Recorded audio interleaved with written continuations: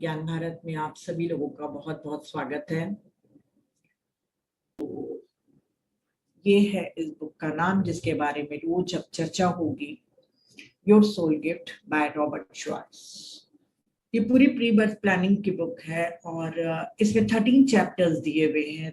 13 chapters में से काफी से आप कनेक्ट फील करेंगे और जैसे हर चैप्टर में एक कहानी को हाईलाइट किया गया है। इसका मतलब ये नहीं कि उस कहानी में जो कारण दिया है या कोई परिस्थिति बनी है वो आपकी लाइफ में भी हो। सिर्फ रॉबर्ट श्वार्ट्ज ने हजारों लोगों को हिप्नोथेरेपी के द्वारा जब पास्ट लाइफ उनके रिग्रेशन कराया गया तब उन्होंने एक रिसर्च पेपर तैयार किया। उसमें से जो उनको सबसे अच्छी लगी भूमिका वाली कहानी उसको उन्होंने चूज किया है। तो जरूरी नहीं है कि वो बिल्कुल आपके कहानी से मिलता जुलता हो, वो सिर्फ कारण को समझाना चाह रहे हैं कि ऐसी ही लगभग परिस्थितियां आपस में कई बार आत्माएं अलग अलग ढंग से चुनती हैं। कई कारण भी दिए हैं, चाहे अबॉर्शन का हो, चाहे रेप का हो, चाहे इंसेस्ट का हो। आपको खुद को इंट्रोस्पेक्शन करना है और मेडिटेशन के द्वारा जानना है कि क्यों आपके साथ ये सब चीजें घट रही हैं। और यदि कारण नहीं भी मालूम चले तो उस पर हमको ज्यादा फोकस नहीं करना है। हमारा फोकस हमेशा अपने समाधान पे रहना चाहिए, प्रॉब्लम कहाँ से आया उस पर नहीं होना चाहिए। तो वो समझाने की कोशिश कर रहे हैं एक कहानी के द्वारा, ताकि आप उस कारण को समझ सके कि क्यों सोल सिर्फ एक अनुभव प्राप्त करने के लिए क्या क्या खेल रचती है। मानव के तौर पे वो हमें खेल बहुत ही विभत्स लग सकते हैं, बहुत बुरे लग सकते हैं या बहुत ही हार्ट ब्रेकिंग लग सकते हैं, पर आत्मा के लिए कोई भी चीज न डरावनी है न कोई विभत्स है। सभी चीजें उसके लिए अनुभव के लिए है। फिर चाहे वो 1 साल का अनुभव हो, चाहे 10 मिनट का अनुभव हो, अनुभव अनुभव होता है। टाइम एंड स्पेस अर्थ पर है, स्पिरिट वर्ल्ड में टाइम और स्पेस के बियॉन्ड है। तो वहां पर सिर्फ अनुभव को इकट्ठा करने के लिए अलग अलग तरीके से परिस्थितियां या भूमिकाएं चलती हैं। तो आज जो चैप्टर है मिस कैरेज एंड एबॉर्शन, ये मोस्टली विमेन से ही रिलेटेड है, पर कभी कभी कुछ कपल्स लोग इससे बहुत ज्यादा सफर कर रहे हैं। हिंदी में मिस कैरेज और एबॉर्शन दोनों को एक ही चीज कहा जाता है, गर्भपात, पर इंग्लिश में दोनों की मीनिंग अलग होती है। तो मैं इंग्लिश का ही वर्ड यूज करूंगी। मिस कैरेज मतलब अचानक से जब गर्भ गिर जाता है, अबॉर्शन मतलब मिस कैरेज हो जाता है, फीटस गिर जाता है और नहीं पैदा हो पाता। और एबॉर्शन उसको कहते हैं जब कॉन्शियसली पेरेंट जाके उस बच्चे को इस दुनिया में आने से रोकते हैं। एक ही चैप्टर है पर दोनों के खंड अलग करके बताया है। तो उन्होंने कहा है कि अक्सर जिस भी कपल का घर में एक खुशी की बात आती है कि माँ प्रेग्नेंट हो गई है, वाइफ प्रेग्नेंट हो गई है, तो बड़ी खुशी होती है, पूरे घर में एक उत्सव का माहौल हो जाता है, क्योंकि उस घर में एक नन्हा शिशु आने वाला है, एक नई आत्मा का जन्म, एक परिवार की वृद्धि। अब पहले ही दिन से माँ बाप दोनों बहुत सारे सपने बुनने लग जाते हैं, नाम डिसाइड करने लग जाते हैं और घर में मिठाइयाँ आनी शुरू हो जाती हैं, क्योंकि बर्थ को या किसी आत्मा के वेलकम के लिए हम सभी लोग बहुत उत्साहित होते हैं। गर्भ धारण तो हो जाता है, पर जब अचानक किसी कारण से, चाहे चोट लगने से, चाहे किसी सदमे से, शॉक से, किसी मदर का मिसकैरेज हो जाता है, गर्भ गिर जाता है और अजन्मा बच्चा हमेशा के लिए चला जाता है, तो उस परिवार पर, उस कपल पर सबसे बड़ा सदमा पड़ता है। कई बार हस्बैंड वाइफ के बीच में एक दूसरे के प्रति गुस्सा भी होता है। वो दुखी तो है दोनों, पर अपने दुख को कम करने के लिए एक दूसरे के ऊपर ब्लेम करना बहुत इजी हो जाता है कि यदि तुम संभल के चले होते, यदि तुमने ये नहीं खाया होता, यदि तुमने ठीक से आराम किया होता। ये सब चीजें एक दूसरे के ऊपर थोपते हैं। और जो लेडीज होती हैं वो जो बहुत सेंसिटिव होती हैं, अगर उन्होंने कुछ गलती कर दी हो उस दौरान, शुरू के कुछ महीनों के दौरान, जब आराम करने के लिए बोला जाता है, तो आजकल आजकल नहीं, हमेशा से ही कुछ औरतें उतनी केयरफुल नहीं रहती हैं। और जब मिस कैरेज हो जाता है तो वो मदर को एक गिल्ट होती है कि काश मैंने डॉक्टर का कहना माना होता या अपने बड़े लोगों का कहना माना होता, मेरे से गलती हो गई। तो ये जो गिल्ट है या हस्बैंड वाइफ के बीच में एंगर है या दोषारोपण है एक दूसरे को कि तुम्हारे कारण बच्चा नहीं आ पाया, ये बहुत ही पेनफुल होता है। क्योंकि उस बच्चे का आना रुक जाता है जिसको उन्होंने सपने, जिसके लिए सपने बुने थे, जिसको गोद में भी नहीं लिया था, जिसने दुनिया भी नहीं देखी थी, और वो हमेशा के लिए विदा हो जाए। तो ऐसे बच्चे को कैसे अलविदा कहें, कैसे उसको गुड बाय कहें? तो आप लोग लिख दीजिएगा फोन नंबर, माही ऐड कर देगी। तो ऐसे पेरेंट्स लोगों के लिए बहुत ही दुखदायी होता है कि वो ऐसे बच्चे को कैसे गुड बाय करें। तो सावधानी रखनी चाहिए थी। ये जो भी उनको गिल्ट रहती है वो कई कई महीनों तक के चलते रहती है, और कई बार तो जब तक के दूसरा बच्चे के लिए वो प्रेग्नेंट नहीं हो जाती है तब तक के उस मदर और फादर के ऊपर बहुत बहुत ज्यादा प्रेशर या एक दुख की बात होती है। और फिर ये रॉबर्ट शॉर्ट्स कहते हैं, तो क्या ये जीन्स में खराबी के कारण होता है मिसकैरेज, या सिर्फ केयरलेस हो गए हैं, असावधानी हुई है? तो या हाँ, कई लोगों ने लिखा है जिंदगी भर भी रहती है। तो मैं इस दौर से नहीं गुजरी हूँ तो मुझे नहीं मालूम है, पर मेरे मेरे पास उतनी संवेदना है सभी लोगों के लिए कि जिनके भी मिसकैरेज होते हैं, मैंने उनको फील किया है कि वो बहुत दुखी रहते हैं। तो नहीं, ये जीन्स की खराबी है ना कोई सावधानी की बात है, ये पूरी की पूरी प्री बर्थ प्लानिंग होती है। रॉबर्ट श्वार्ट्ज यही समझाना चाह रहे हैं कि ये आप कभी भी गिल्ट मत रखिए, चाहे किसी भी कारण से मिसकैरेज हुआ हो। इस दुनिया में किसी भी चीज का होना प्री प्लान्ड है, एवरीथिंग इज प्लान। कोई भी चीज कोइंसिडेंस नहीं है, अकारण नहीं है। तो गिल्ट मत पालिए। एक कहानी के रूप में उन्होंने, रेबेका की कहानी के रूप में हम लोगों को समझाया है। रेबेका एक हाउसवाइफ है, 34 ईयर्स की है, अमेरिका की है। उनके बच्चे हैं, एक मैक्स है 13 ईयर्स का, टकर है 10 साल का। आप याद कर लीजिएगा, है ना, मैक्स, टकर, ताविया है। और चौथी बार जब वो प्रेग्नेंट होती है, मतलब अमेरिका में बहुत बच्चे पैदा करते हैं ना, तो वहाँ पे अलाउड है 4 4 5 5 बच्चे, और वहाँ पे तो ज्यादा बच्चे पैदा करने के लिए गवर्नमेंट उकसाती है। तो जब वो चौथी बार प्रेग्नेंट होती है, उसकी कहानी है। वो 7 साल पहले की घटना है, पर उस एबॉर्शन के बाद, मिसकैरेज के बाद भी उसको एक बच्चा होता है, इसाबेला। तो उसके पास अभी 4 बच्चे हैं और वो खुश है। पर अभी खुश है, जब उसकी मिसकैरेज हुआ था तब वो डिप्रेशन में चली गई थी। तो वो कैसे हुआ था और क्यों वो डिप्रेशन में चली गई थी, उसकी पूरी कहानी है इस बुक में, कि क्या लर्निंग थी उसकी इस मिसकैरेज को डिजाइन करने के लिए, अपने ब्लूप्रिंट में लाने के लिए, जिसको सीखने में उसको 7 साल लग गए थे। क्योंकि 7 साल के बाद, अपने मिसकैरेज के 7 साल के बाद, वो रॉबर्ट शॉर्ट से मिली थी और अपनी प्री बर्थ प्लानिंग को उसने समझा था। तो रेबेका जब 4 महीने की प्रेग्नेंट थी, तब तक के बहुत खुश थी। उसके 3 बच्चे ऑलरेडी थे, वो 4th टाइम प्रेग्नेंट थी और बहुत खुश थी कि उसका एक और बच्चा आने वाला है। बिल्कुल सब कुछ अच्छा चल रहा था।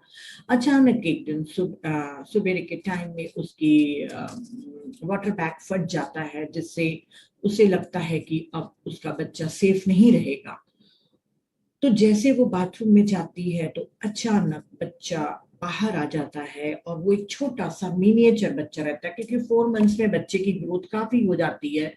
पूरे उसके हाथ पैर बन जाते हैं, पर सिर्फ उसका वेट नहीं बढ़ता है। तो जो एक बच्चे की साइज होती है उससे छोटा, मिनिएचर फॉर्म में वो एक छोटा सा बच्चा उसको बाथरूम में दिखता है, और वो बहुत रोती है क्योंकि वो बहुत खुश थी कि उसका बच्चा होने वाला है।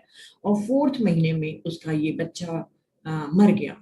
और वो पागलों के समान कैल्विन कैल्विन कहती है उसको, क्योंकि उसने शायद नाम सोच के रखा था। तो उस बच्चे को अपने टॉवल में लपेट के अपने रूम में जाती है और बहुत जोर जोर से रोती है, पर उसकी ब्लीडिंग रुक नहीं रही थी, तो वो फिर बाथरूम की तरफ दौड़ती है और उसके बाद वो वहां पर गिर कर बेहोश हो जाती है, क्योंकि उसको चोट लग जाती है सर पे, तो वो अनकॉन्शियस हो जाती है। जब उसे होश आता है रेबेका को, तो उसको सारे हॉस्पिटल के लोग खड़े हुए दिखते हैं और सभी लोग उसके निडल में, उसकी वेन में निडल डालने की कोशिश कर रहे थे, पर उसकी वेन्स बहुत पतली थी और इमरजेंसी थी। अगर उसको ड्रिप नहीं चढ़ी तो उसकी मौत निश्चित थी, क्योंकि ओवर ब्लीडिंग हो गई थी।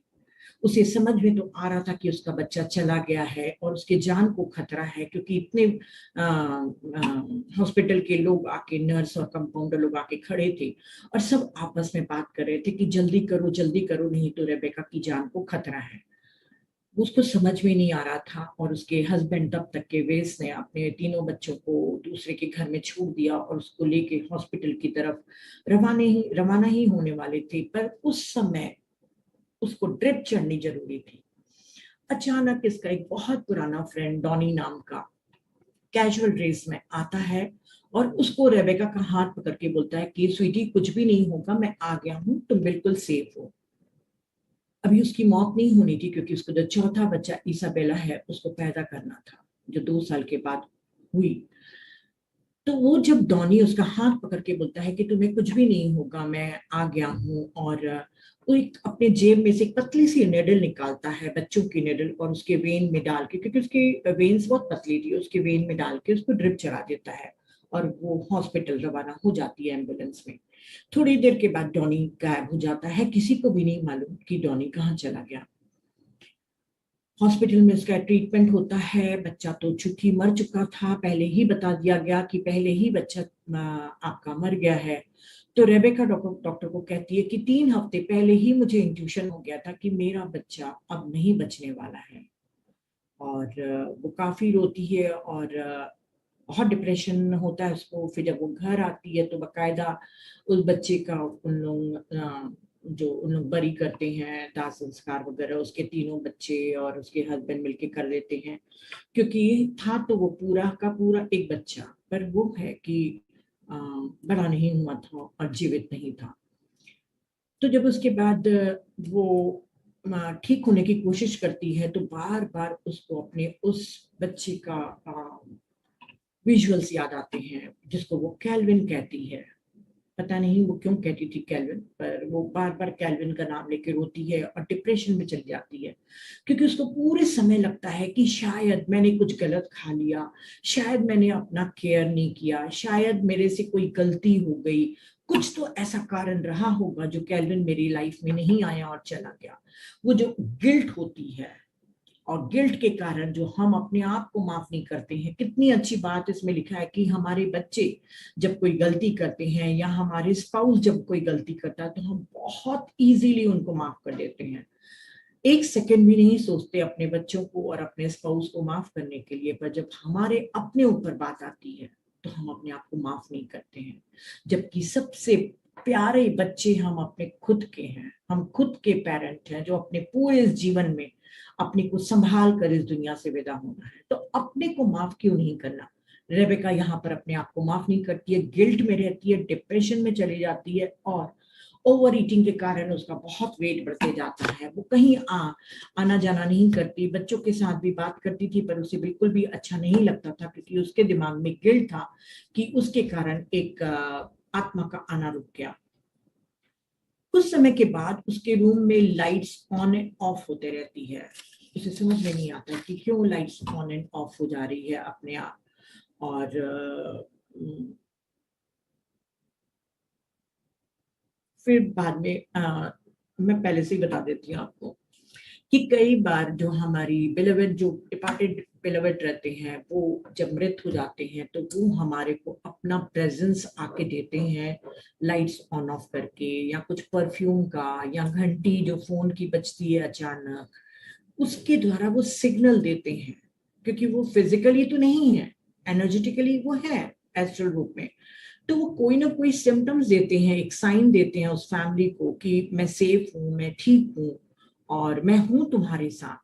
क्योंकि हमें लगता है कि जो चले गए हैं इस दुनिया से, वो इस दुनिया में ही क्या, पूरे ब्रह्मांड में ही एग्जिस्ट नहीं करते हैं, पर ऐसा नहीं होता।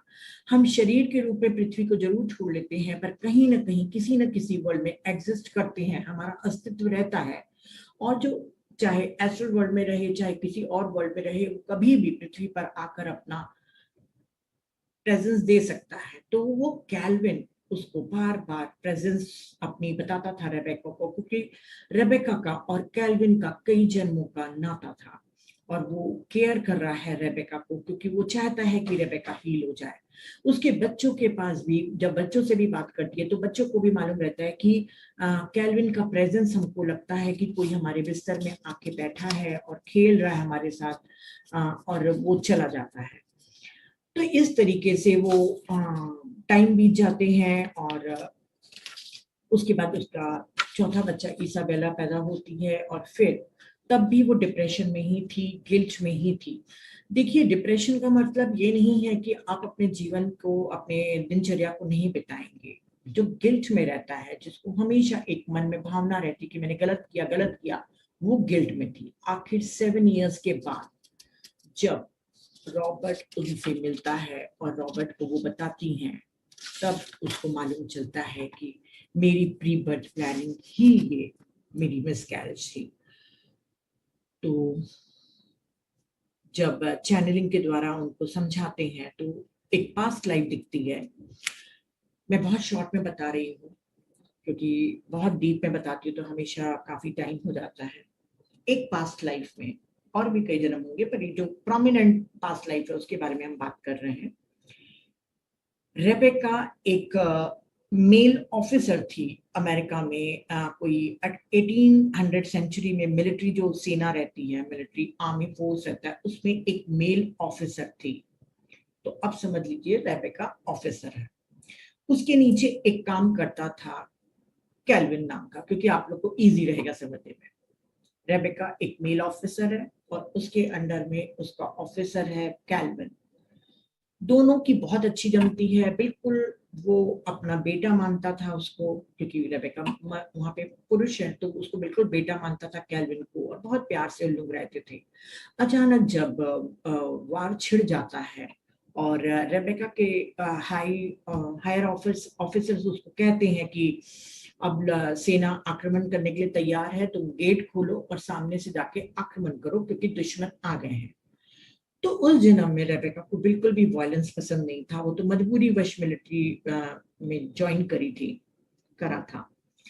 तो वो खुद न जाके कैल्विन को भेज देता है कि कैल्विन तुम जाओ और गेट खोल दो और सारी सेना को लेके जाके तुम आक्रमण करो। 1800 की बात है ये। तो कैल्विन जब जाता है, और कैल्विन को नहीं जाना था, जाना रेबेका को था, पर कैल्विन जब चला जाता है तो वहां पर थोड़े ही समय के बाद खबर आती है अंदर रेबेका को कि कैल्विन को तीर लगने के कारण उसकी मौत हो गई। रेबेका दौड़ के भागता है, और वहां पर जब जाके देखता है कि कैल्विन मर गया है तो उसको गोद में उठा के वो बहुत जोर जोर से रोता है। उसको पछतावा होता है कि जाना तो उसको था ही नहीं, जाना तो उसको खुद को था, पर इसने भेजा था और इसकी मौत का जिम्मेदार मैं हूं। वो बहुत पछतावा करता है और काफी दुखी होके 10 साल बिताता है। देखिए, एनर्जी कहीं वेस्ट नहीं होती। 10 साल तक की उसको गिल्ट और खुद को ब्लेम करता है कि मैंने ये गलती करी, और 10 साल तक के वो दुखी होने के बाद उसकी मौत हो जाती है। जब स्पिरिट वर्ल्ड में रेबेका जाता है, अब उसका कैल्विन वहां इंतजार कर रहा था। बहुत खुशी से लोग आपस में मिलते हैं, क्योंकि जिनसे भी हम प्यार करते हैं वो स्पिरिट वर्ल्ड में हमसे मिलते ही हैं, सोल ग्रुप के ही लोग होते हैं। तो वहां पे जब मिलता है और दोनों एक दूसरे को गले लगाते हैं, और रेस्टिंग रूम में जाने के बाद रेबेका फिर एक नया ब्लूप्रिंट तैयार करने वाला रहता है। तो अब ब्लूप्रिंट बनाने के समय रेबेका कैल्विन को कहता है कि मेरे को इस जन्म में एक औरत की भूमिका निभानी है, क्योंकि मेरे काफी इमोशनल इश्यूज हैं, इमोशनल इंडिपेंडेंस के और भी कई मेरे इमोशनल इश्यूज हैं। तो तुम मेरे बेटे बनकर पैदा हो, जो मैं तुमको प्यार देता था वैसा ही मैं प्यार तुमको दूंगा। तब कैल्विन कहता है कि 5 साल के बाद मुझे किसी और बर्थ में जाना है, क्योंकि मेरा पहले से प्री डिसाइडेड है कि मुझे और जन्म लेना है और मैं तुम्हारा बेटा नहीं बनूंगा। पर रेबेका कहता है कि नहीं, मेरे कारण तुम्हारी मौत हुई है, मैं तुम्हें प्यार देना चाहता हूँ। तो कैल्विन कहता है कि यदि उस दिन मुझे आप गेट पर नहीं भेजते आक्रमण करने के लिए, तो मेरे पास तो सिर्फ 4 महीने थे जिंदगी के। 4 महीने के बाद तो मेरी मौत होनी ही थी उस युद्ध में। आपके जाने के बाद मेरी मौत होती 4 महीने के बाद, तो मैं तो सिर्फ 4 महीने कम जिया आपके कारण। तो रेबेका कहता है कि ठीक है, अगर तुम 4 महीने कम जिए उस लाइफ में, तो इस जन्म में मेरे साथ 4 महीने रहो। तो 4 महीने कैसे रहेगा? 4 महीने गर्भ में रह सकते हैं। तो स्पिरिट गाइड की मदद से ये ब्लूप्रिंट तैयार होती है कि रेबेका मदर बनेगी और 4 महीने के लिए कैल्विन उसके गर्भ में आएगा। कैल्विन इसलिए भी राजी हो जाता है क्योंकि कैल्विन प्यार को भूल चुका है। उसके वो एक इंटेंस तरीके से प्यार को, माँ के प्यार को महसूस करना है, क्योंकि अगले जन्म में जब वो जाएगा तो उसको प्यार की अनुभूति को वहां पर बांटना है। तो वहां पर वो मान जाता है कि ठीक है, मुझे 4 महीने गर्भ में तुम प्यार देना। क्योंकि होता क्या है, आ, 1 मिनट,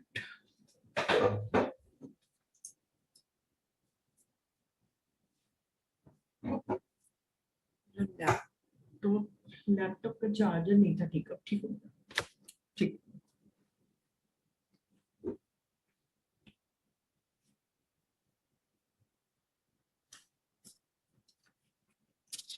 तो कैल्विन इसलिए मान जाता है क्योंकि उसको प्यार की अनुभूति को लेकर जाना था और उसको अगले जन्म में काम आना था वो प्यार की अनुभूति को। तो जब भी कोई बच्चा गर्भ में आता है तो पहले दिन से ही, जैसे ही माँ को मालूम चलता है कि वो गर्भ से है, तभी से वो एक प्यार की वाइब्रेशन अपने उस फीटस को, अपने वूम में बच्चे जो पल रहा है उसको देना शुरू करती है।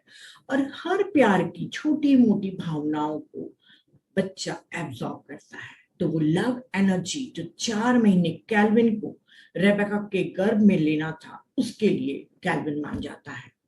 बिल्कुल तय हो जाता है कि रेबेका 4 महीने का रहेगा। 4 महीने की जब प्रेग्नेंट रहेगी तब मिसकैरेज होएगा और कैल्विन अपनी अगली यात्रा पे चला जाएगा, क्योंकि 5 साल के बाद उसको नया बर्थ लेना है। और रेबेका अपने आप को हील करेगी। जो उसको गिल्ट थी, जो उसके में वो थी कि मैं, मेरे कारण वो कैल्विन की डेथ हो गई है उस मिलिट्री में, वो गिल्ट से वो बाहर निकलेगी और सेल्फ फॉरगिव करेगी अपने को, क्योंकि सेल्फ फॉरगिवनेस उसका लेसन था। वो जो पिछले जन्म में अपने गिल्ट को पाल के रखी थी, अपने ऊपर दोष लगाई थी बार बार कि मेरे कारण कैल्विन की डेथ हुई है, तो वो अपने फॉरगिवनेस को, सेल्फ फॉरगिवनेस करेगी और लेसन पढ़ लेगी। कितने अच्छे से एक ब्लूप्रिंट तैयार था। बिल्कुल, मैंने कहा ना कि आत्मा बड़ा कॉलर उठा के अपनी ब्लूप्रिंट तैयार करती है, पर यहाँ पर आकर जब इमोशनली अटैचमेंट हो जाता है तो सारे पार्ट एक तरफ हो जाते हैं, सब धरे के धरे रह जाते हैं। 2 बोरी लेके आए थे, 6 बोरी लेके जाते हैं, हर एक का यही किस्सा है। तो रेबेका यहाँ पर अपने को हील नहीं कर पाई और डिप्रेशन में चली गई। अब जब उसको प्री बर्थ प्लानिंग का रॉबर्ट बताता है और कैल्विन की आत्मा से उसको बात कराता है, तब कैल्विन की आत्मा आती है और चैनलिंग के द्वारा उससे बात करती है और वो कहता है कि मैं बिल्कुल यहाँ पर ठीक हूँ और मैं अपने वो जो 4 महीने थे, 4 महीने में आपके गर्भ में और गर्भ के आसपास रहा, आपके पूरे प्यार को मैंने अब्सॉर्ब किया और ये लव की एनर्जी को मैंने सेव करके रखा है कि आगे चल के मैं काम में लाऊंगा। परंतु इसी प्यार के कारण, जो मुझे आपने प्यार दिया 4 महीने और जो पिछले जन्म में दिया था, उसके कारण मैं 5 साल के बाद जो मैं नई जन्म में जाने वाला था वो नहीं जाऊंगा। तो रेबेका पूछती है कि तुम क्यों नहीं जाओगे? तो वो कहता है कैल्विन कि तुम डिप्रेशन में थी, क्योंकि 7 साल लग गए थे रॉबर्ट श्वार्ट्ज से मिलने में। तो तुम डिप्रेशन में थी और मैं नहीं चाहता था कि मैं तुमको इस हाल में छोड़ के चले जाऊं। जो हमने ब्लूप्रिंट तैयार की थी तुमने उसको फॉलो नहीं किया, तुम अपने को सेल्फ फॉरगिव नहीं करी, गिल्ट में ही रही। तो मैं तुम्हारी चिंता कर रहा था, मैं तुम्हारे घर में रोज आता था, लाइट्स ऑन ऑफ करके तुमको बताता था, तुम्हारे आसपास घूमता था कि किसी तरीके से तुम मेरे प्यार को महसूस करके अपने को हील कर सको। तो वो अपना अगला जन्म भी कैंसिल कर देता है और कहता है कि रेबेका, जब तुम वापस इस स्पिरिट वर्ल्ड में आओगी तब मैं अगली यात्रा पर निकलूंगा। तो बताइए कितनी प्यारी कहानी है कि कैल्विन जब उसको समझाता है और रेबेका को उसी समय अंडरस्टैंडिंग हो जाती है कि वाकई ये जब प्री बर्थ प्लानिंग थी मेरी और मेरा खुद का चुनाव था, तो मैं क्यों इतने साल तक के दुखी रही। रेबेका तो लकी है कि उसको रॉबर्ट श्वार्ट्ज मिल गया, अब हम सब तो लकी नहीं है कि हमको कोई मिले। तो जिनके साथ भी ये घटनाएं होती हैं, रॉबर्ट श्वार्ट्ज ने इसीलिए ये बुक लिखी है कि जिनके साथ भी ऐसी घटनाएं होती हैं मिस कैरेज की, वो समझ ले कि कोई ना कोई प्री बर्थ प्लानिंग में कारण रहा होगा जिसके कारण आपने इस मिस कैरेज को आपने अपने प्लान में सम्मिलित किया। क्योंकि हम सोल ग्रुप वाले लोग एक दूसरे की मदद के लिए चुनते हैं, एक दूसरे के विकास के लिए हम चुनते हैं। तो जैसे कैल्विन ने किया, हो सकता है आपके साथ भी किसी आत्मा ने कोई कॉन्ट्रैक्ट किया हो कि कैसे करना है और कितने टाइम तक के आपके घर में रहना है। और ये जब हम अपना ब्लूप्रिंट तैयार करते हैं, तब उस ब्लूप्रिंट में उन आत्माओं को भी लेते हैं जो पृथ्वी पर जिंदा हैं। वो भी नींद में आके हमारे एस्ट्रल वर्ल्ड में आकर हमारे साथ कॉन्ट्रैक्ट साइन करती हैं। तो ऐसे करके हम अपने लेसन को चूज करते। तो रेबेका ने जो अपने पिछले जन्म में मानसिक वही इमोशनल इंडिपेंडेंस का जो पार्ट नहीं पढ़ा था, वो रॉबर्ट श्वार्ट्ज के कारण इसको पढ़ लेती है और समझ जाती है कि प्यार उसका नेचर है, उसका गुण है, और अपने आप को माफ कर देती है। और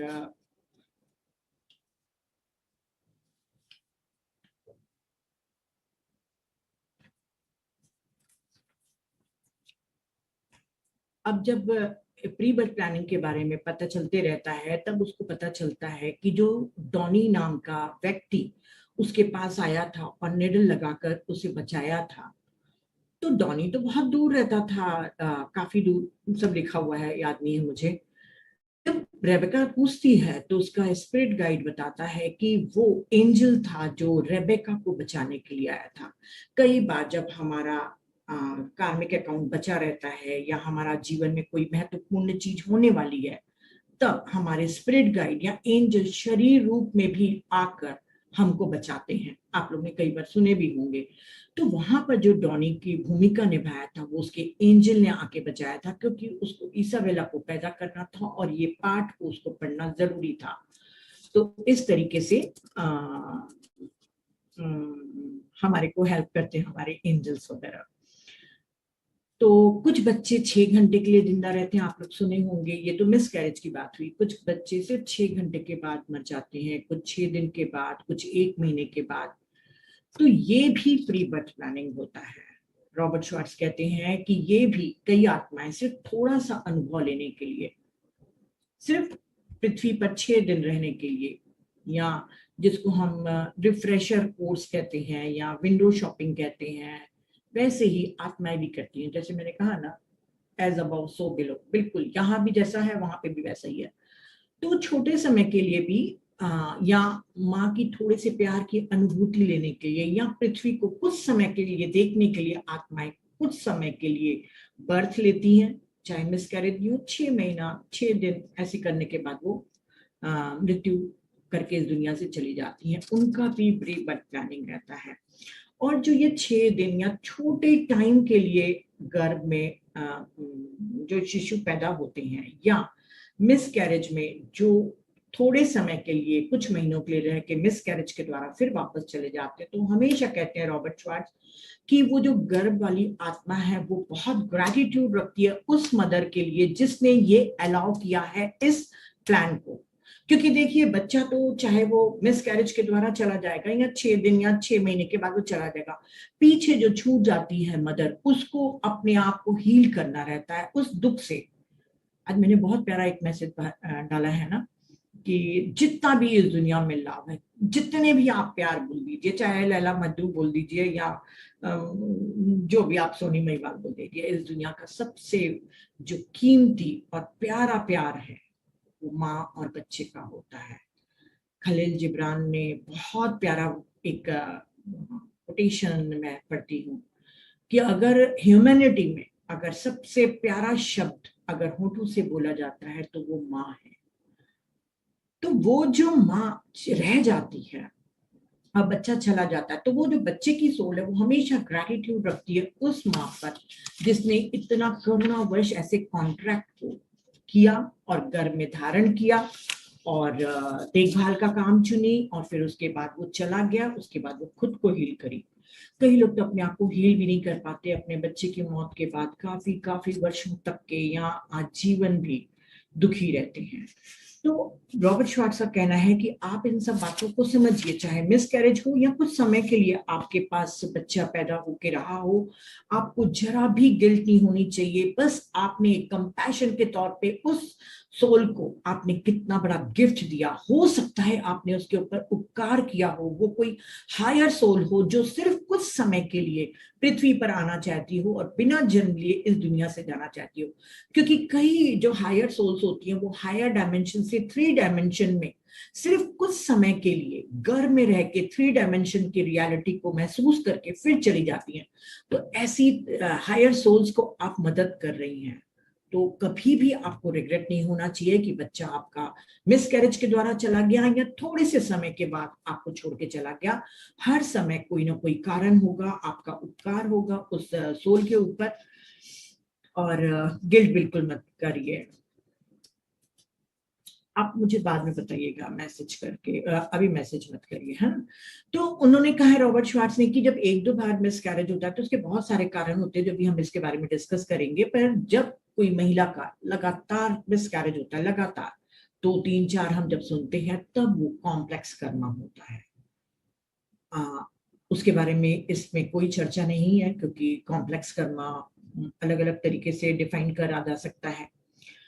तो केल्विन का आपने लिखा था कि वो कई जन्मों में प्यार से वंचित रहा था और सिर्फ प्रेम की अनुभूति और अपने भलाई के लिए, ताकि प्रेम की अनुभूति को वो पा सके, इसके लिए उसने अजन्मे बच्चे को, मतलब बिना बर्थ के सिर्फ फीटस में गर्भ में आकर चले जाना उसने चुना था। और जब वो कैल्विन उसके गर्भ में था और 4 महीने तक के रेबेका ने उसे बहुत प्यार किया था, तो ये रेबेका का जो प्यार था वो कैल्विन के लिए रिमाइंडिंग था। प्यार की अनुभूति को भी आत्माएं रिमाइंड करना चाहती हैं, बताइए। तो ये उसने रिमाइंडिंग के तौर पे करा था।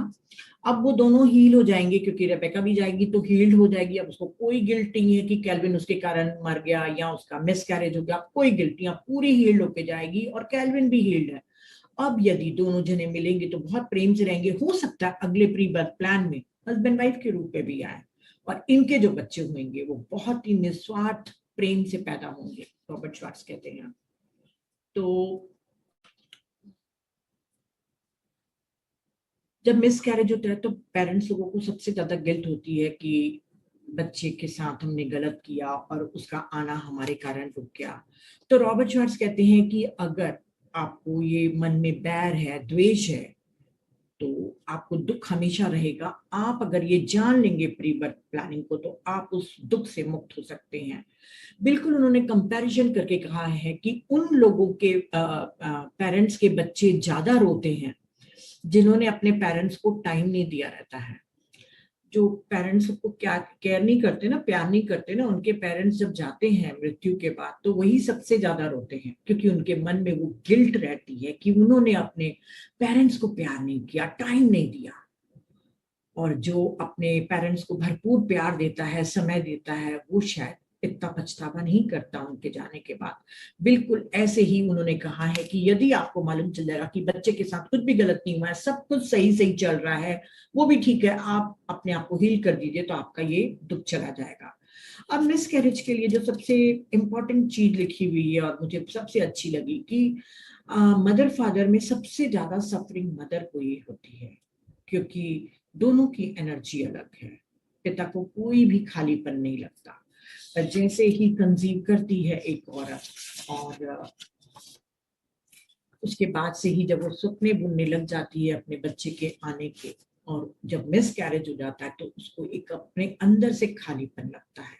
उसको लगता है कि उसका अपना एक अंश कहीं चला गया। पर फादर को सिर्फ एक पिता होने का एहसास, क्योंकि सिर्फ वो बायोलॉजिकली फादर है, उसने कोई चीज को अपने अंदर धारण नहीं किया, पर माँ जो धारण करती है, जो मिस कैरेज के बाद खालीपन महसूस करती है, वही सबसे ज्यादा सफर करती है।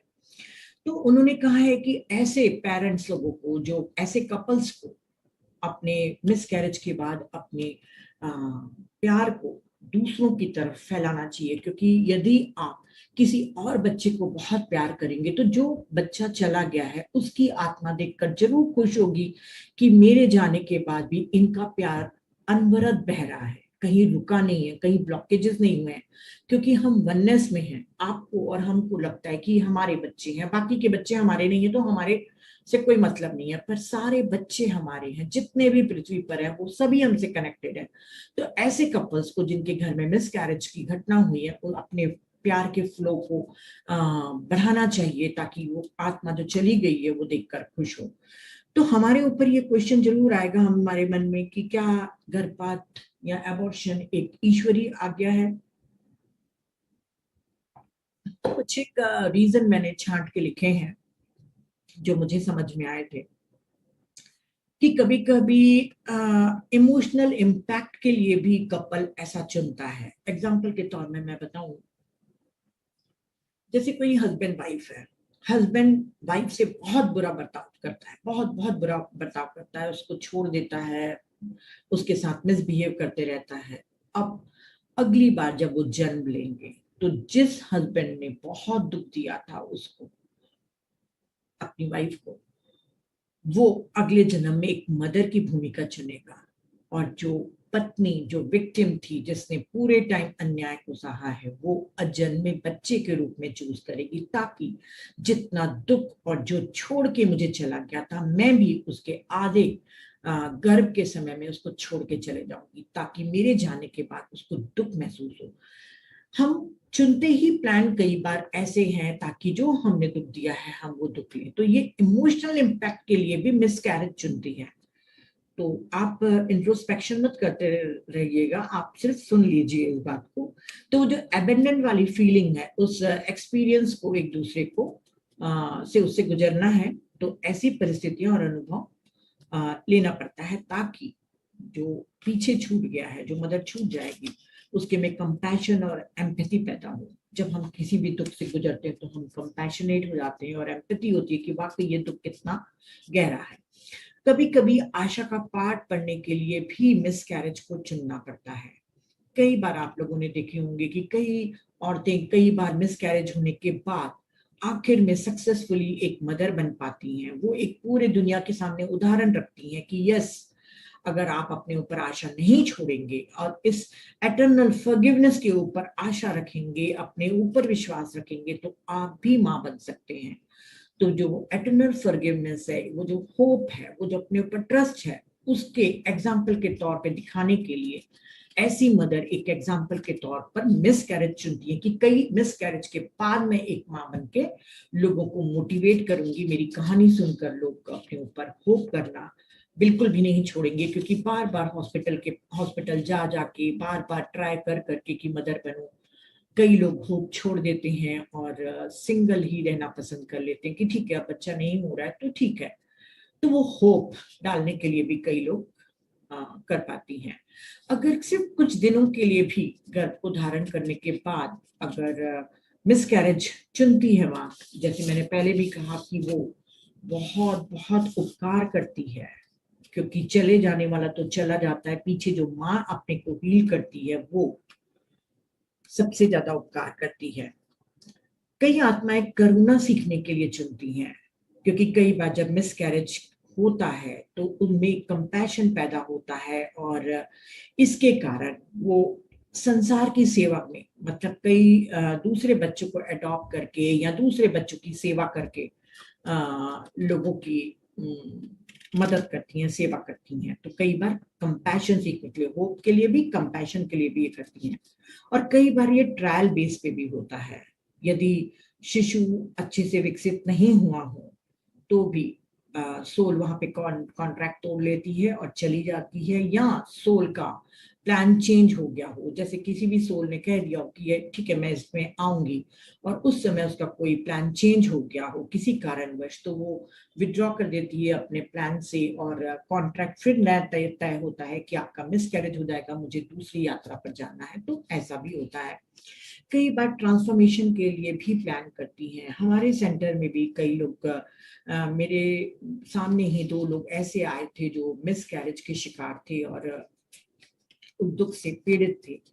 तो कई लोग स्पिरिचुअलिटी की तरफ मुड़ने के लिए ऐसे प्लान को करती हैं कि हमें बहुत दुख होगा, हम अपनी भावनाओं को समझ नहीं पाएंगे, और उसके बाद हम इनर ट्रैवल करेंगे ताकि हम ध्यान के द्वारा अपनी ट्रांसफॉर्मेशन को कर सकें। तो स्पिरिचुअलिटी की तरफ जाने के लिए भी, ट्रांसफॉर्मेशन के लिए भी कई बार ऐसे मदद चुनती हैं।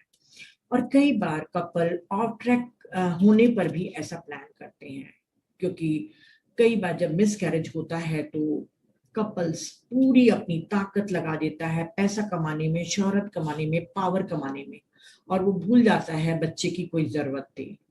तो वो अपने मिस कैरेज के दौरान हस्बैंड वाइफ एक दूसरे से क्लोज होते हैं कि ठीक है अब जो हुआ, पहले चाहे लड़ते झगड़ते हूँ, मिस कैरेज के बाद क्लोज हो जाएंगे और अपना पूरा ताकत अपनी शोहरत वगैरह को पाने के लिए करेंगे, क्योंकि कई सोल का पर्पस ही होता है कि इस पृथ्वी पर वो कुछ अचीव करके जाए, नाम, शोहरत, पैसा। हर एक के लाइफ में, हर एक के प्लान में बच्चे, बच्चों की जिम्मेदारियां, बच्चों की खुशियां प्लान नहीं होती हैं। कई लोगों की लाइफ में मटेरियलिस्टिक अचीवमेंट भी होता है ताकि वो कुछ सीख सके, क्योंकि मटेरियल अचीवमेंट के द्वारा भी बहुत सी आत्माएं बहुत कुछ सीखती है। हम पॉवर्टी वाले चैप्टर में समझेंगे उसको। तो कुछ आत्माएं कर्म मुक्ति के लिए भी गर्भ में पृथ्वी पर आते हैं। जैसे मैंने पहले भी कहा कि हायर डायमेंशन में जब किसी सोल को जाना रहता है तो कुछ कर्मा बच जाते हैं। अब वो थोड़े से कर्मा को कैसे चुकाया जाए। अब उस कर्मा को चुकाने के लिए फिर बर्थ तो नहीं लेगा, बर्थ लेगा तो फिर उसको पैदा होना पड़ेगा, तो इतने उसके पास कर्मा नहीं है, सिर्फ थोड़े से कर्मा है। तो वो थोड़े से कर्मा गर्भ में लाएगा और इमोशंस वगैरह सबके द्वारा सहकर वो अपने कर्मा का बैलेंस करके वो हायर डायमेंशन में चला जाएगा। और ये जब हायर डायमेंशन में सोल के लिए जब माँ प्रोवाइड करती है अपने गर्भ को, तो वो सेवा के उच्चतम शिखर को चुनती है। सोचिए, एक हायर डायमेंशन सोल के लिए अगर आप अपने वूम को दे रहे हैं तो इससे बेहतर सर्विस तो हो ही नहीं सकती। तो कभी भी दुखी नहीं होना चाहिए। हो सकता है आप हायर डायमेंशन की किसी सोल की मदद कर रही हो। और कई बार पुरुष जन्म लेने के बाद जब आत्मा स्त्री जन्म लेती है, जैसे 5-6 जन्म पुरुष जन्म ले लिया, उसके बाद जब स्त्री जन्म लेती है तो वो बच्चा नहीं प्लान करती है, क्योंकि अभी उसको मस्कुलिन एनर्जी से फीमेल वाली फेमिनिन एनर्जी में एडजस्ट होने में टाइम लगेगा। तो वो प्लान करती है कि ठीक है मैं पहले 1-2 मिसकैरेज करूंगी, उसके बाद बच्चा करूंगी, या पूरा एक जन्म मिसकैरेज के द्वारा अपने बच्चे को नहीं प्लान करूंगी ताकि मैं फेमिनिन एनर्जी के साथ एडजस्ट हो सकूं, और उसके बाद फिर मैं बच्चे की रिस्पॉन्सिबिलिटी लेना लूं।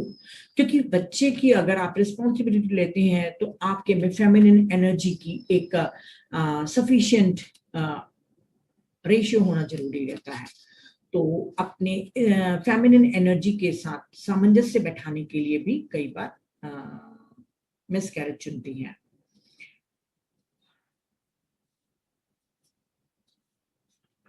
रेबेका ने अपने इस लाइफ में आखिरी में उन्होंने यही लिखा है कि रेबेका ने अपनी पूरे पार्ट को पढ़ लिया जो पहले अभी तक के वो रॉबर्ट श्वार्ट्ज से मिलने के पहले नॉन वर्दी समझ रही थी। उसके बाद वो अपने आप को लव्ड, लवेबल और लविंग महसूस करने लग गई। और हमको इससे ये सीखना चाहिए कि जो भी हमारे साथ घटना घट रही हो, चाहे मिसकैरेज के रूप में या किसी के भी रूप में, हमको बिल्कुल भी उसके लिए रिग्रेट नहीं करना चाहिए। माँ और बाप बनने की एनर्जी इस दुनिया की सबसे बड़ी गिफ्ट है।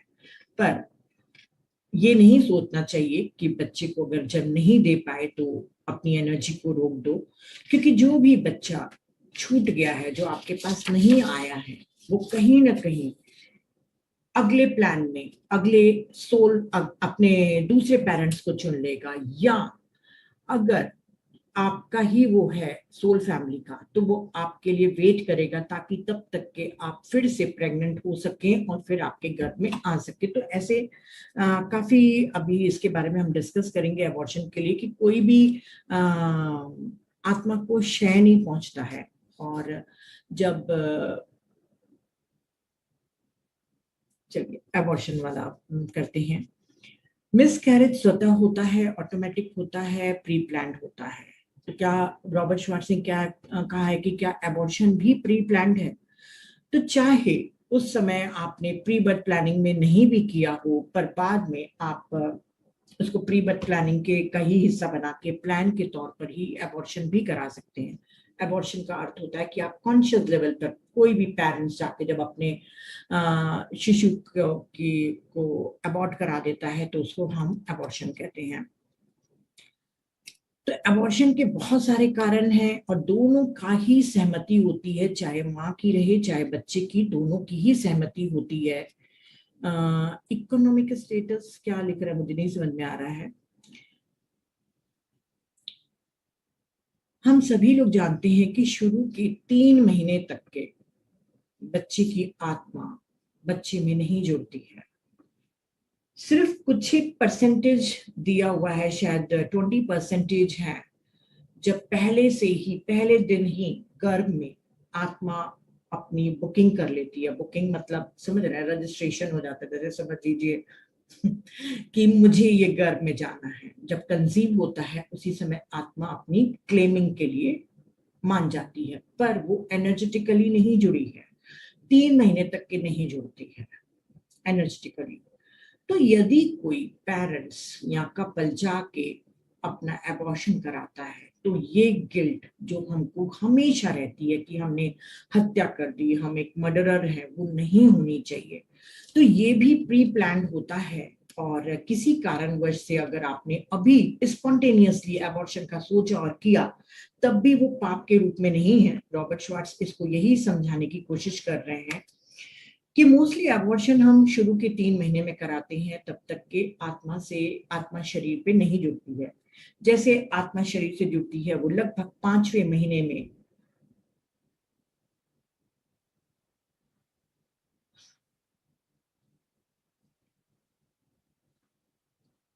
आत्मा और शिशु का मिलन ही जीवन का बिंदु होता है, तो 3 महीने तक की नहीं जुड़ती है। 5वें महीने में शिशु के स्पाइन में एक पूंछ की तरह आत्मा लिपट जाती है। ये एक तरह से क्लेमिंग है कि यस दिस इज माई वूम और ये मेरे पेरेंट्स हैं। तब वो एनर्जेटिकली जुड़ जाती है। और जिस तरीके से जब हम मरते हैं तो हमारी जब मौत होने वाली रहती है उसके पहले से ही अक्सर हमारी आत्मा हमारे शरीर से बाहर आ जा पाती है। कोमा में और इन सब में तो जाती ही है, पर मृत्यु के पहले भी हमारी आत्मा हमारे शरीर के आसपास घूमते रहती है। बिल्कुल ऐसे ही हम जब प्रेग्नेंट होते हैं तब वो जो शिशु की आत्मा है वो हमारे आसपास पूरे समय घूमते रहती है, खासकर 8वें 9वें और 7वें महीने में, पर पूरे समय अंदर नहीं रहती है। मैं एक बहुत अच्छी बुक पढ़ रही थी, मुझे बुक के नाम याद नहीं रहते हैं। प्रीबर्थ लाइफ बिटवीन सोल्स के ऊपर ही था कि ये साइंटिफिकली प्रूफ हो चुका है कि जैसे कोई औरत प्रेग्नेंट है, 8वां महीना चल रहा है, तो ऐसा नहीं है कि 8वें महीने में बच्चे की आत्मा अंदर ही रहेगी, वो पूरे घर में घूमती है।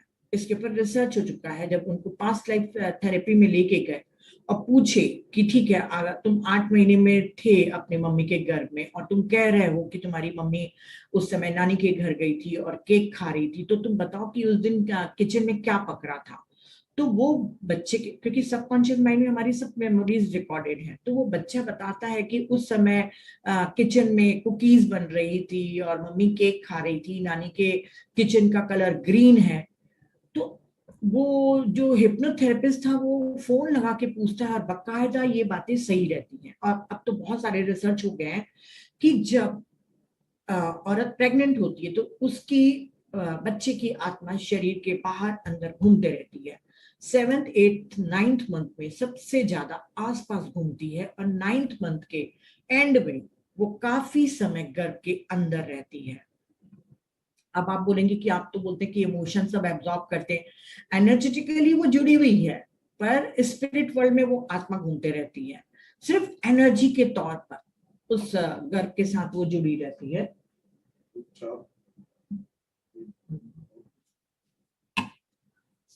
तो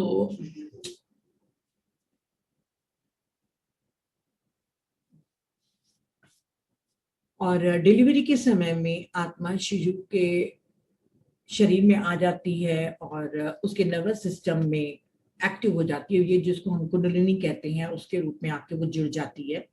और वो जब बर्थ लेती है, बच्चा जब बर्थ लेता है, तो उस समय इतनी आत्माएं उसको क्लेम करने के लिए, उसमें प्रवेश पाने के लिए खड़ी रहती हैं कि उस समय बच्चे को जल्दी प्रवेश करना जरूरी हो जाता है। तो वो जितनी इंटेंसिटी से वो अंदर जाती है, इसीलिए कहते हैं कि बच्चा कंफ्यूज, और वो जो पास्ट लाइफ की पूरी मेमोरीज हैं उसकी डिलीट हो जाती है। पर ऐसा नहीं है कि आत्मा ने किसी गर्भ को क्या बोलते हैं क्लेम करके रखा है और दूसरी आत्माएं आए। रॉबर्ट श्वार्ट्ज ने बस बताया है कि कई बार ऐसा होता है और इंटेंसिटी से, बहुत तेजी से वो घुसती है और जल्दी ही जुड़ना रहता है। और कुंडलिनी जैसे सक्रिय होती है, तब दोनों के बीच में जो सचेतन जीवन है वो शुरू हो जाता है। सिजेरियन के द्वारा बच्चा होएगा या नॉर्मल डिलीवरी से होगा, वो भी सोल ही चुनती है, और किस तरीके से चुनती है इतना हम उन्होंने कहा मैं नहीं जान सकता। पर अगर आपने अबॉर्शन आपने कराया है और आपको पूरे टाइम ये गिल्ट लगा रहता है कि मैंने गलत किया, तो उन्होंने कहा है कि जब बच्चा 3 महीने तक के शरीर से, आत्मा से जुड़ा ही नहीं है उसकी आत्मा, तो उसको पेन कहाँ हुआ। अगर आपने अबॉर्शन कराया तो उस बच्चे को ना कोई नुकसान हुआ, ना उसको पेन हुआ, और वो आत्मा अगले टाइम के लिए वेट करती है। या तो उसी मदर के लिए वेट करेगी कि अगली बार जब वो कंसीव होगी तब जाऊंगी, या किसी दूसरे पेरेंट्स को भी वो चुन सकती है। उसके पास हजारों हजारों विकल्प है। ऐसा नहीं आपने मना कर दिया तो वो आत्मा खड़े होकर रोते रहेगी कि अब मैं कहाँ जाऊं। बहुत विकल्प है, इतनी पॉपुलेशन है, कोई ना कोई उसको अपने हिसाब से गर्भ मिल जाएगा और वो चली जाएगी अपनी अगली यात्रा पे। और आपने किसी को पेन नहीं दिया है, किसी का क्षय नहीं किया है, किसी का मर्डर नहीं किया है, क्योंकि 3 महीने तक के तो वो है ही नहीं, सिर्फ उसने एक क्लेमिंग किया था, पर एनर्जेटिकली वो नहीं जुड़ी है अब आपके साथ। तो इस समय आपको कोई भी ग्लानि नहीं रखना चाहिए। और कई बार जैसे स्पॉन्टेनियस एबॉर्शन होता है, पहले प्री बर्थ प्लानिंग में नहीं था, मान लीजिए किसी लेडी ने अचानक एक स्पॉन्टेनियस फैसला लिया कि अब मुझे ये बच्चा नहीं चाहिए, अब वो चली गई और अबॉर्ट करा ली। तो उसके पहले रात को उसके और उसके बच्चे की सोल के बीच में एक कॉन्ट्रैक्ट होता है एस्ट्रल वर्ल्ड में कि नहीं, मुझे अभी नहीं चाहिए तुम्हारा आना और मैं इस कॉन्ट्रैक्ट को तोड़ रही हूँ। तो सहमति तो हमेशा होती है, क्योंकि सोल एक दूसरे की बातों को समझती है, एक ह्यूमन ही नहीं समझते, बाकी आत्माएं सब समझती हैं।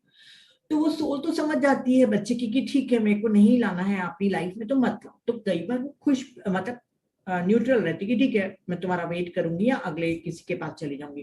पर कभी कभी आत्मा निराश भी हो जाती है, क्योंकि वो जो तैयारी कर रही थी, ब्लूप्रिंट पूरी बना रही थी, और उसके बाद अचानक मदर बोलेगी कि नहीं बेटा अब मत आ रहा है तुमको हमारे पास। तो शायद उस समय थोड़ा निराश हो जाती हो, परंतु कहीं पे भी सिन की कोई बात नहीं है। और आपको बिल्कुल भी अपने अंदर कोई गिल्ट नहीं पालनी चाहिए, और किसी भी शरीर को, किसी भी आत्मा को आपने नुकसान नहीं पहुंचाया है। आत्मा शाश्वत है, शाश्वत है। उचित गर्भ मिलने पर वो वापस जन्म लेगा, और मैंने जैसे कहा कि वो वेट कर सकती है या किसी दूसरे पेरेंट्स के पास भी जा सकती है। और कई बार इसलिए भी करती है आत्मा, जैसे रॉबर्ट श्वार्ट्ज ने पूछा कि फिर ऐसे में क्यों क्लेमिंग करती है, जब उसको मालूम है कि यहाँ पे अबॉर्शन के चांसेस हैं, तो क्यों आत्माएं ऐसे में क्लेमिंग करती हैं। तो स्पिरिट गाइड बताते हैं कि कई बार जैसे आत्माओं को भी ना विंडो शॉपिंग की वो रहती है कि ठीक है 2-3 महीना रहेंगे फिर उसके बाद वापस आ जाएंगे, तो विंडो शॉपिंग के लिए ऐसी थोड़े टाइम के लिए चली जाती है, सिर्फ एक माँ की झलक पाने के लिए या माँ से जुड़ने का एहसास, कि प्लेजेंटा से जुड़ के मदर की लव की एनर्जी को महसूस कैसे किया जाता है 1-2 महीना, उसके लिए भी आती है। क्योंकि हम हमेशा हर चीज को टाइम से देखते हैं कि ये अनुभव, अरे 2 महीने में बच्चे ने कितना अनुभव किया होगा, परंतु वो टाइम चाहे 2 महीने का ही हो, उतना भी आत्मा के लिए बहुत ज्यादा रहता है, क्योंकि टाइम उनके लिए नहीं होता, सिर्फ अनुभव उनके लिए मैटर होता है। और रॉबर्ट श्वार्ट्ज ने क्या कहा है कि एबॉर्शन कराने वाले डॉक्टर्स के ऊपर भी कई बार हमले होते हैं, उनका मर्डर हो जाता है। तो ये मर्डर का जो प्लान होता है वो डॉक्टर की हत्या कर दी जाती है। उस डॉक्टर की बीवी ने भी ये प्री बर्थ प्लानिंग किया था कि मेरा हस्बैंड ये सब काम करेगा और वो किसी और के एंगर का शिकार होके मेरे को बीच में छोड़ के चला जाएगा। पर ये सब नहीं होना चाहिए, क्योंकि हम अगर ईश्वर के अंश हैं तो जो भी हम कर रहे हैं वो सभी कुछ ईश्वर के साथ ही हो रहा है। और सभी पर अपने को इसको कोई भी चीज को व्यक्तिगत रूप से नहीं लेना चाहिए और लेबलिंग नहीं करनी चाहिए।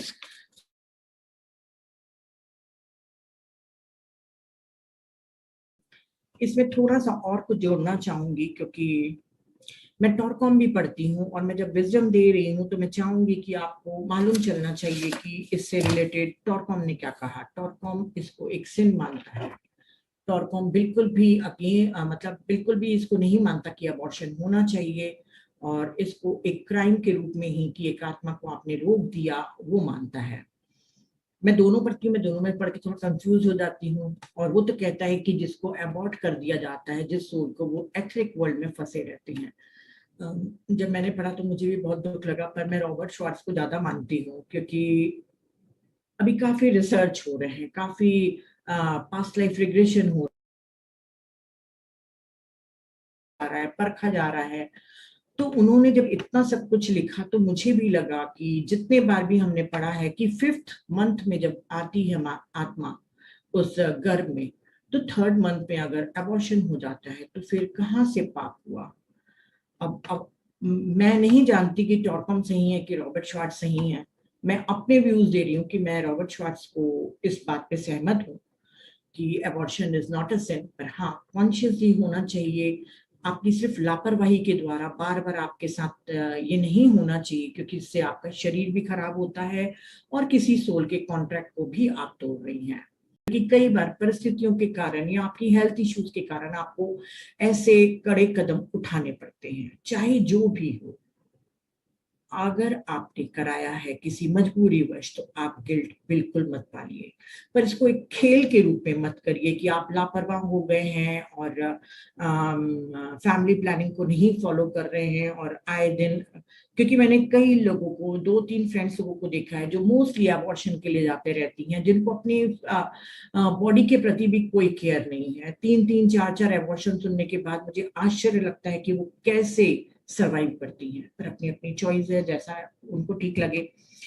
अगर हम मेडिटेटर हैं तो हमको अपनी प्री बर्थ प्लानिंग समझनी है, और यदि आपने किया है तो उस गिल्ट से बाहर चले जाइए, क्योंकि गिल्ट आपको फिर से अगले जन्म में लेके आनी पड़ेगी। तो आप इससे मुक्त हो जाइए। और thank you, thank you, thank you.